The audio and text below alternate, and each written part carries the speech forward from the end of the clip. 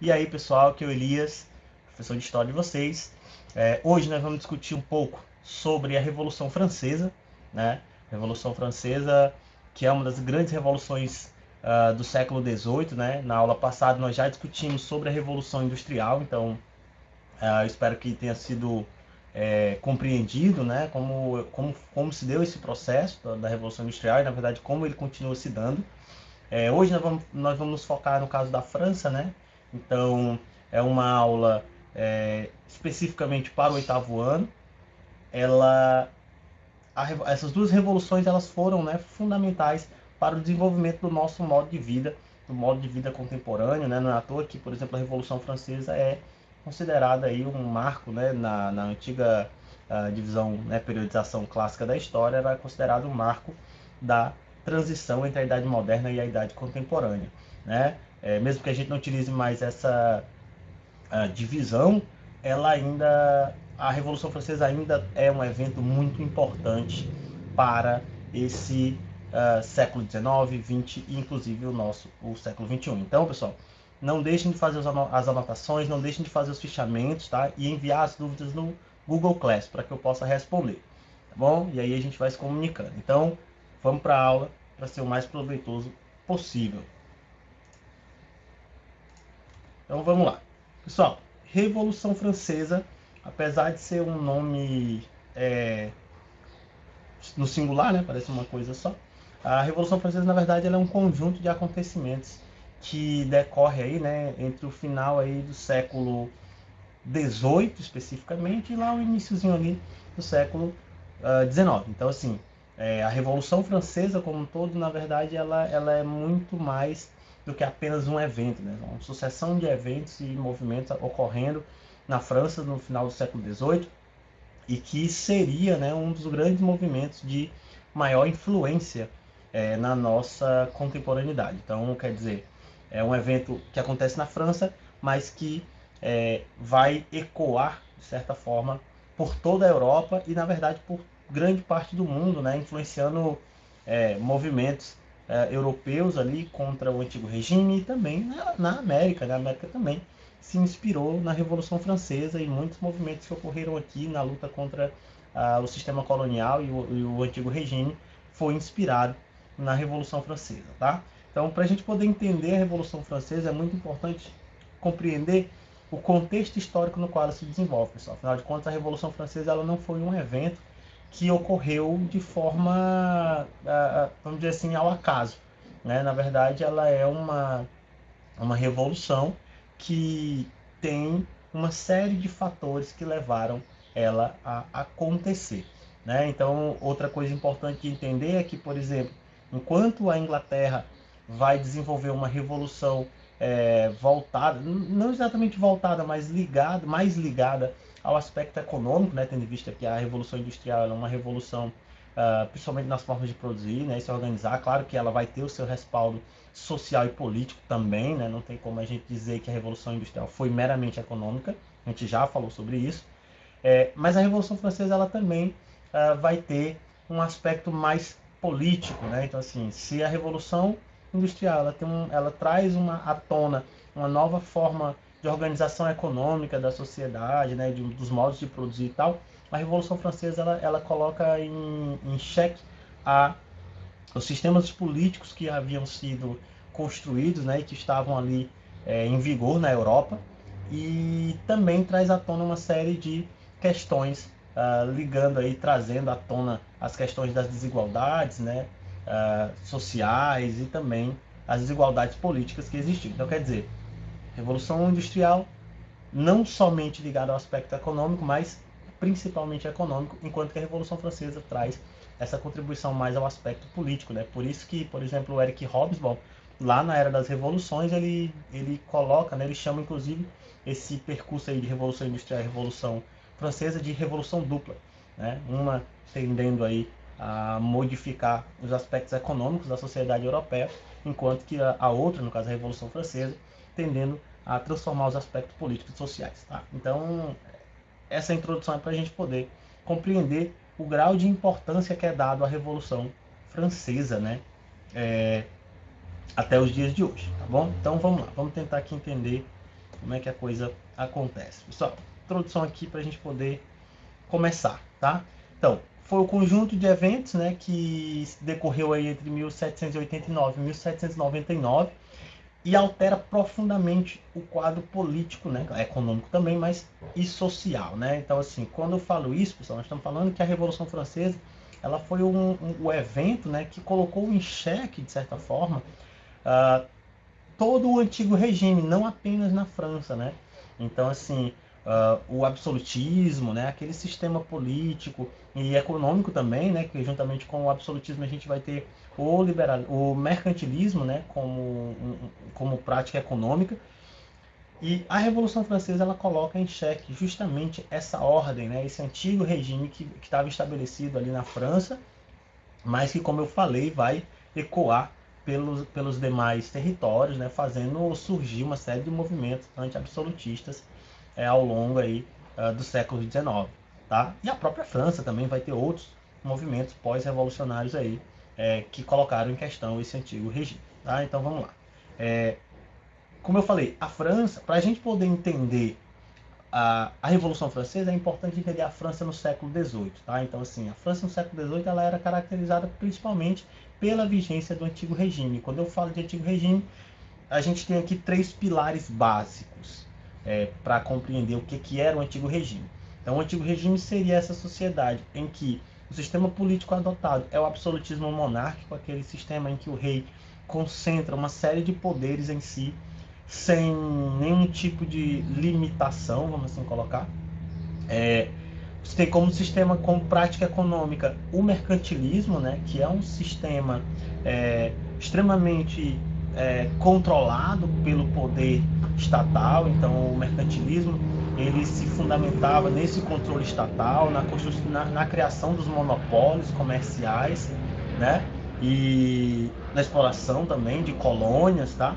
Quer dizer, então você tinha uma sociedade marcada por esses dois aspectos, político e econômico, e ainda marcada pelo aspecto social da sociedade estamental, aí, que é uma característica desse antigo regime, né, que descende lá da Idade Média, que é aquela sociedade dividida em ordens. Mais à frente a gente vai comentar um pouco. Então a gente tinha nesse momento aí, pelo menos três ordens, né, no caso da França. Então era o clero sendo o primeiro estado, a nobreza, né, sendo o segundo estado, e o terceiro estado era composto pelo conjunto, né, da sociedade que não fazia parte desses dois estados. Então, burgueses, artesãos, trabalhadores, camponeses, todos eles faziam parte desse terceiro estado, né, que,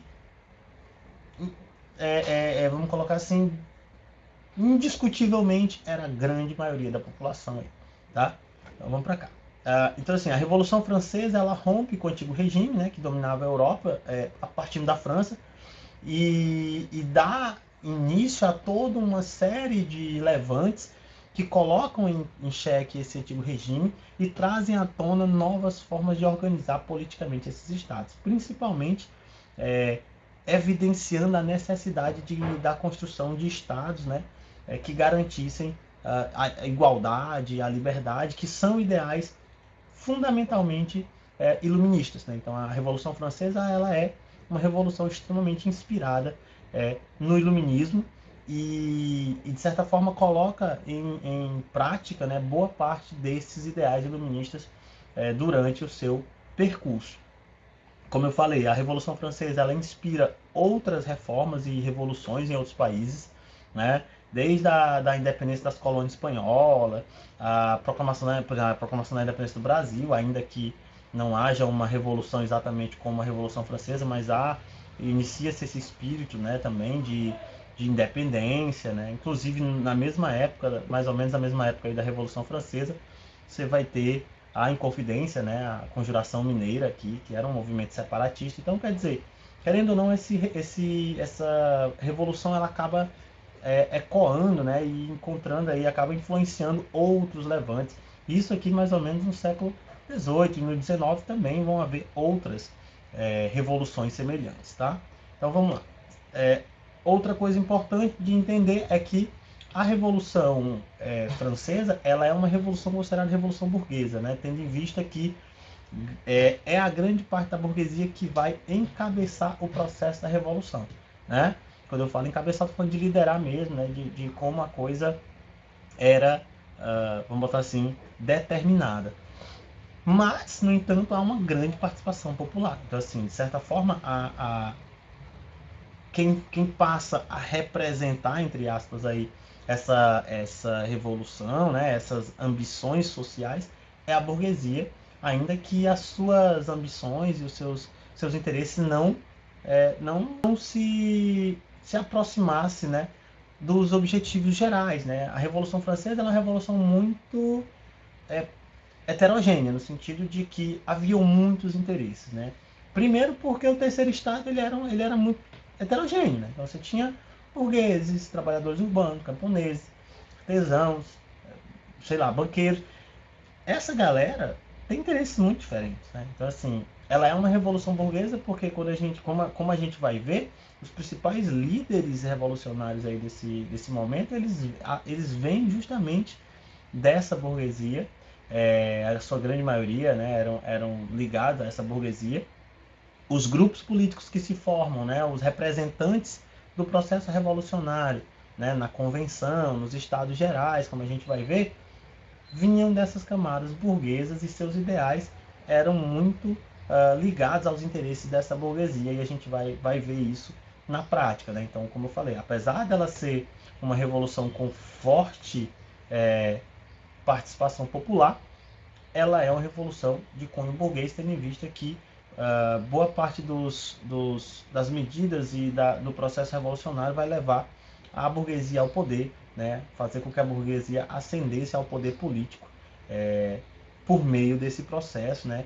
Juntamente aí, utilizando, de certa forma, essa massa popular para atingir seus objetivos. Como eu falei, né? Então, quer dizer, a burguesia até então, né? Ao longo do seu desenvolvimento, ela foi acumulando poder econômico. Então, a burguesia, por ser aquela financiadora, né, aquela detentora de uma grande riqueza, ela possuía um poder econômico indiscutível. No entanto, dentro dos moldes do antigo regime, ela contrastava com o poder político exercido principalmente pelo rei e pela nobreza, né, pela igreja também. Então, assim, a grande pedra, né, no sapato da burguesia até então, pelo menos na França, era esse poder estamental que fazia com que a burguesia tivesse pouca relevância política dentro dessa sociedade marcada por essa divisão. Então, assim, desmontar a sociedade estamental era uma forma de atingir esse poder político, né, que é o que vai acontecer após a Revolução Francesa. Tá? Então vamos lá.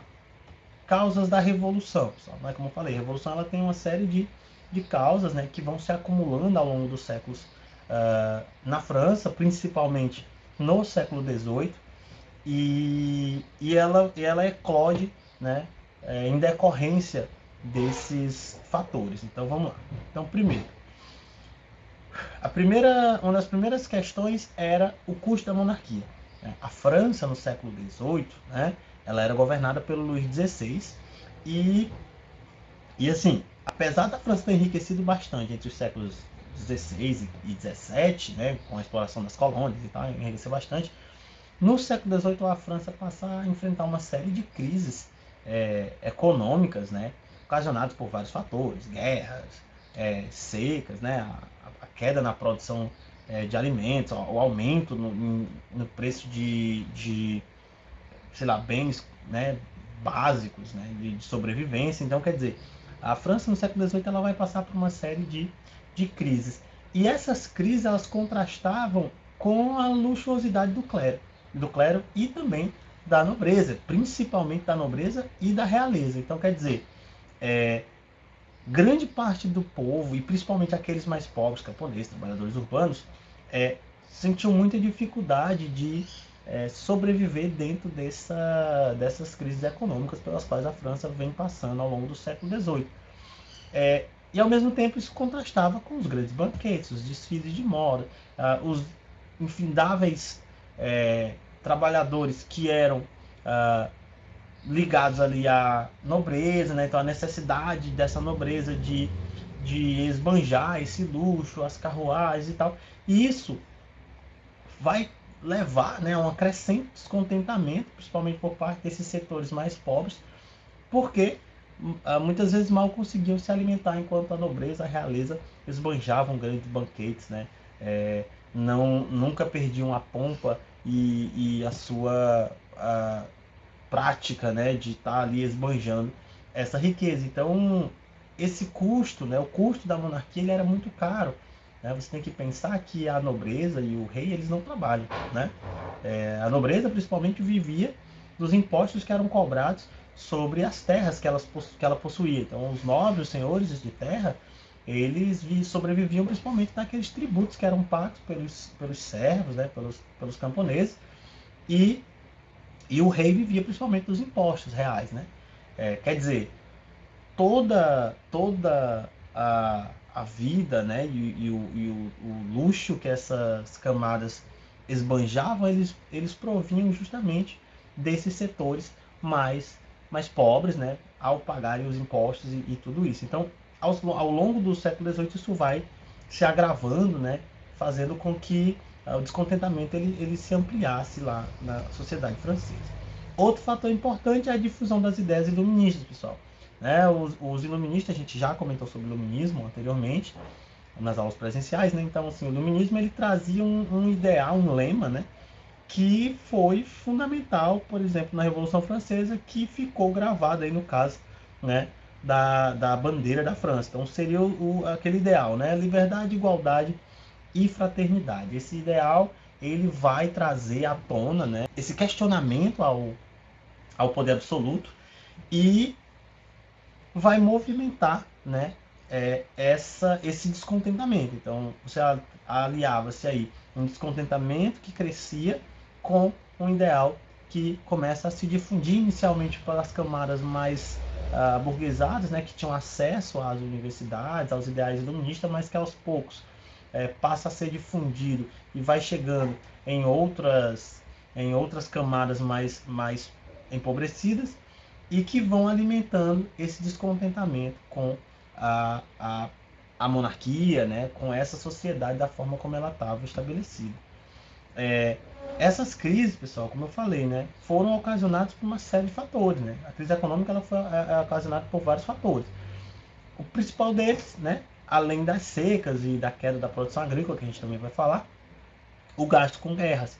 Guerras que, pelo menos para a grande maioria da população francesa, não tiveram nenhum tipo de retorno plausível. Então, a gente pode citar aqui pelo menos duas só no século XVIII, né? Que é a Guerra dos Sete Anos, que foi uma disputa contra a Inglaterra, né, pelo território ali do Canadá, que hoje é o Canadá, do qual a França sai derrotada, né? A França sai derrotada na Guerra dos Sete Anos. E também, posteriormente, a Guerra dos Estados Unidos, né? A Guerra de Independência dos Estados Unidos, e do qual a França também teve uma participação intensa, né? Financiou, enviou tropas e tal, então gastou bastante com a Guerra de Independência dos Estados Unidos, até mesmo, de certa forma, né? Para se vingar aí da derrota na Guerra dos Sete Anos. Então, quer dizer, a França já passava por um momento difícil e com essas guerras aprofunda ainda mais essa crise, né?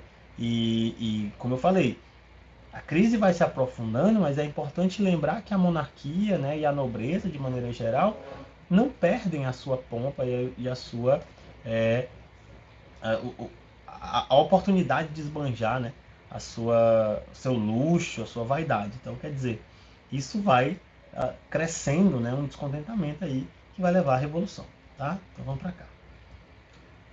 O quadro econômico, né, é já muito ruim por conta da guerra, né? Você vai ter uma série de secas, né, que levam a uma redução drástica da produção agrícola, né? Ou seja, agrava ainda mais essa crise. A fome começa a se espalhar porque, veja, com a queda da produção de alimentos, né, o preço desses alimentos passa a aumentar muito. Então, assim, você vai ter situação em que o camponês, né, aqueles trabalhadores que tinham menor renda dificilmente conseguiam se alimentar, né, bem ou alimentar a si e a família. Quer dizer, era uma coisa assim, bem difícil, né, tendo em vista que quanto menor a quantidade de produto, né, o preço ele aumentava muito. Outro fator que agrava essa situação é que vai haver um momento aí durante essa escassez de alimentos, lá na década de 80, mais ou menos ali, né, 1780, que era a situação dos chamados estocadores, né? Então o que os caras falavam? O que os caras faziam? Produtores de insumos básicos, né? Tipo, principalmente o trigo, que era o alimento mais popular daquele momento, tendo em vista a redução do número, né, na produção, armazenavam esse trigo, né, e ia ali soltando aos poucos, né, para garantir a alta desse trigo e lucrar o máximo possível aí com essa com essa crise, né? Então quer dizer, você tinha uma situação já complicada e ela se agravava ainda mais em decorrência desse processo aí, desses estocadores que prendiam, que guardavam o trigo, justamente para fazer com que o preço dele aumentasse, né? E assim ele pudesse lucrar ainda mais com essa carestia, né? E aí, além de tudo isso, né, já deu para ver que tem muito pano para manga aí, né? Além de tudo isso, você tinha uma sociedade dividida, como eu já falei, o antigo regime ele é dividido segundo aquela regra da sociedade estamental, né, em que você tinha um primeiro estado, o segundo estado e o terceiro estado, compostos por classes sociais diferentes, e que se baseava principalmente, né, na herança mesmo de sangue, né, enfim, familiar anterior, e tanto é que esses estados eles são altamente imóveis, né, no sentido de que quem é camponês, né, jamais vai virar um nobre, apesar de que essas regras elas foram flexibilizadas ao longo do tempo. Então, por exemplo, você tinha a criação da nobreza de toga, né, que é a nobreza de roupa, que eram títulos comprados ou dados pelo rei, mas isso aí é uma exceção. Então, quer dizer, a sua condição de nascimento determinava a sua posição social dentro dessa sociedade estamental. E, juntamente com essa posição social, vinha privilégios ou obrigações pertinentes àquela ordem social. Então, por exemplo, o primeiro estado, que é o clero, ele possuía alguns privilégios. Um dos principais era o fato de que o clero não pagava impostos, né? O clero não pagava impostos.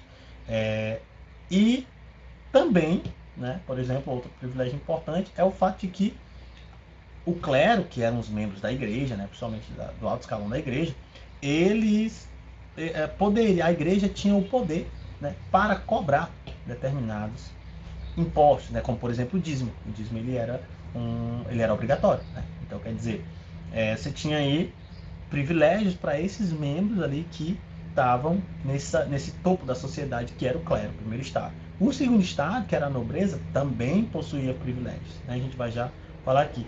E essa relação em que alguns têm privilégios enquanto outros não, vai gerar um certo descontentamento quando se observa que a maior parte da população, quer dizer, o terceiro estado, era justamente aquela que não possuía privilégio nenhum, né? E é aí que essa crise ela se agrava ainda mais, porque além do aspecto econômico havia também essa questão do aspecto social. E quando eu falo desses privilégios, pessoal, não estou falando só do aspecto econômico, de ter que pagar o imposto ou não ter que pagar o imposto, mas também de todo um sistema jurídico que privilegiava sempre aqueles de melhor nascimento, né? Então é óbvio que dentro dessa sociedade, um nobre julgado num tribunal de justiça dificilmente seria julgado exatamente igual a um camponês ou a um trabalhador urbano, né? Então, é uma sociedade que ela é desigual na sua essência, tá? Então, quer dizer, isso fazia com que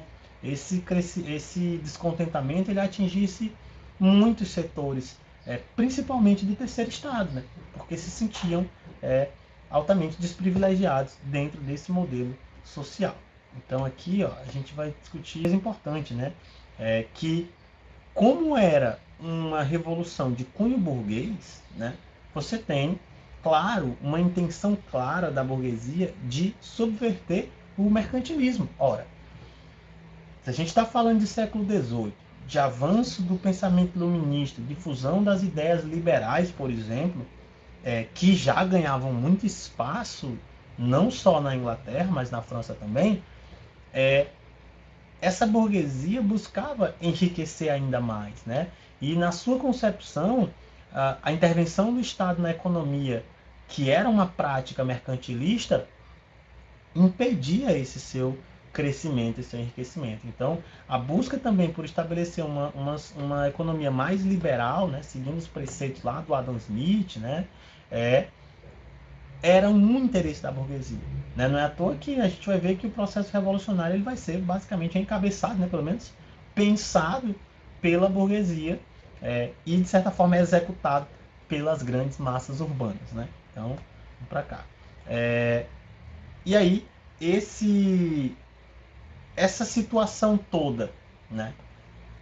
Desigualdade social, crise econômica, interesse da burguesia em alcançar o poder político, em estender o seu poder econômico, tudo isso, pessoal, se acumulava, né, ao longo desse século XVIII, e de certa forma, dentro desse modelo, né, o símbolo fundamental do modelo do antigo regime é o rei, né?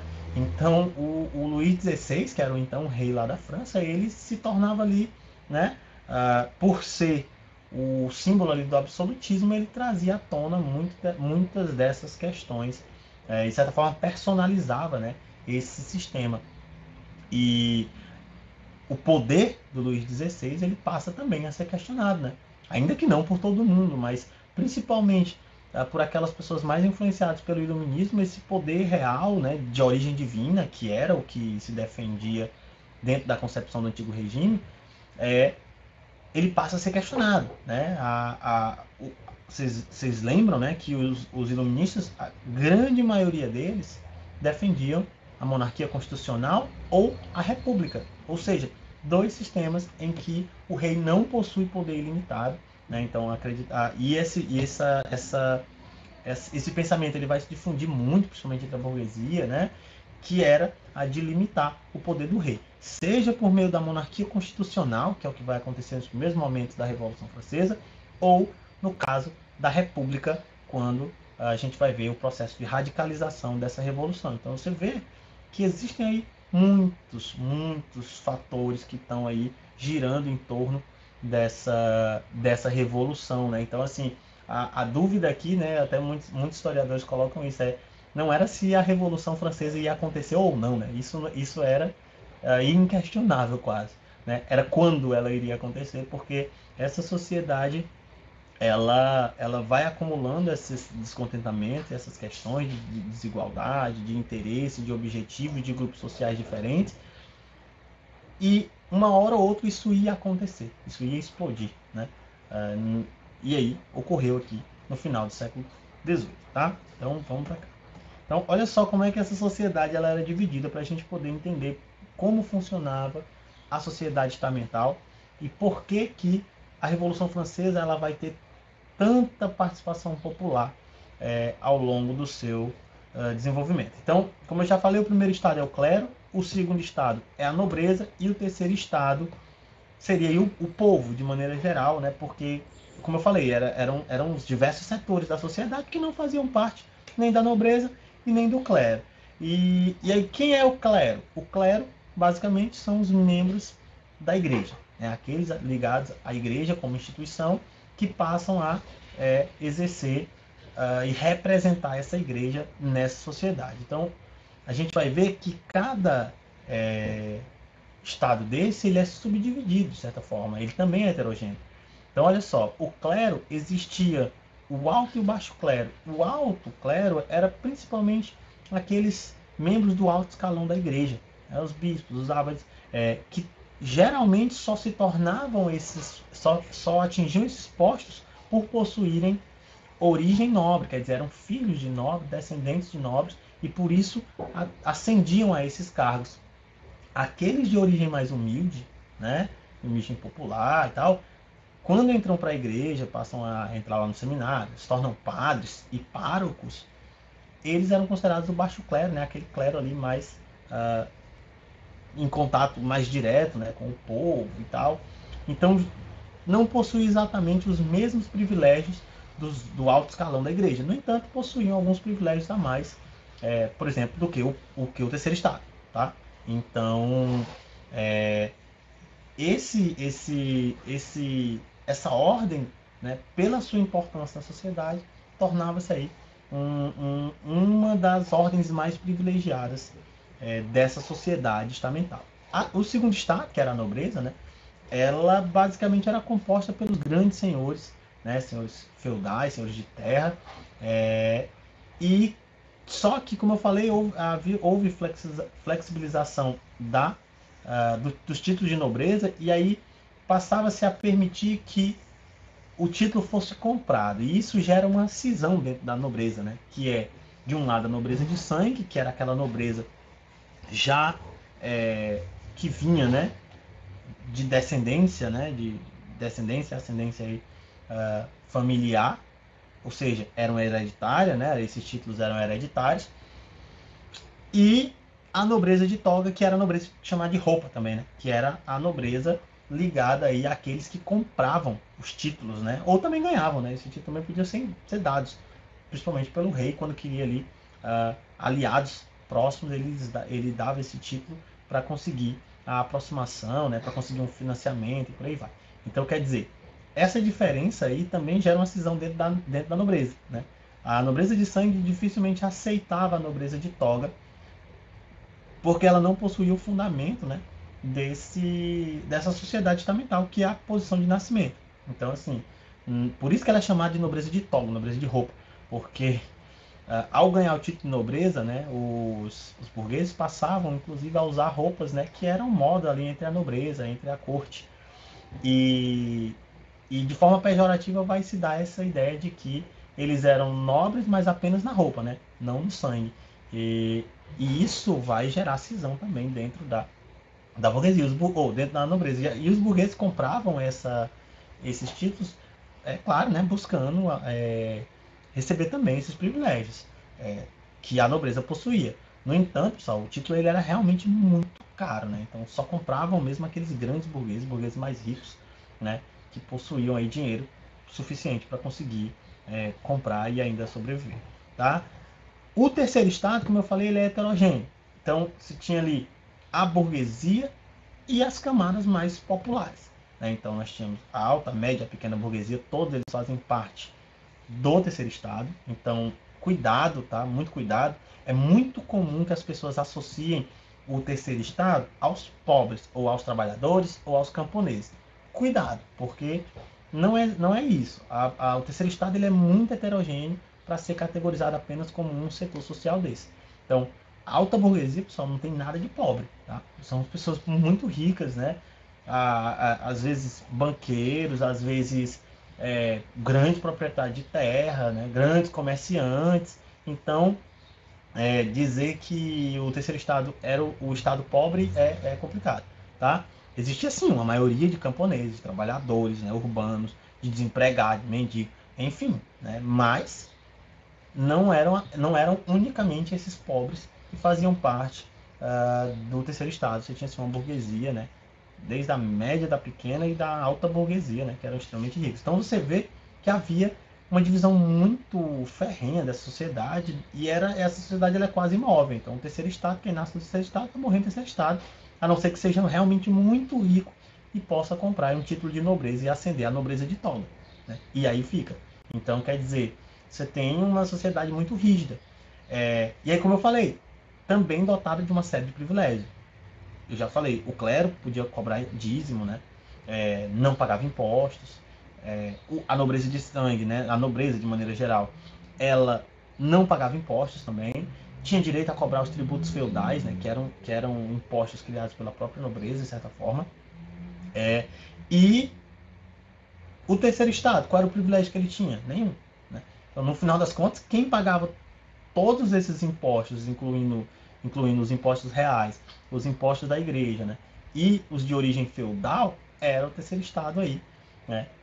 Camponeses que tinham que pagar os impostos feudais, o dízimo, e mesmo assim pagar o imposto real, e trabalhadores urbanos, por aí vai. Então, quer dizer, toda a carga tributária, né, os impostos da sociedade francesa caía essencialmente sobre o terceiro estado, o que não agradava, né, claro, a grande maioria, principalmente aos burgueses, né, que viam isso como uma forma de extrair ainda mais, né, explorar a sua riqueza. Então a burguesia também não aceitava essa ordem, e os camponeses e trabalhadores, claro, a maior dificuldade era sobreviver e ainda ter que pagar impostos. Então, quer dizer, era uma sociedade muito desigual, e essa desigualdade, de certa forma, que alimenta o processo revolucionário. Tá?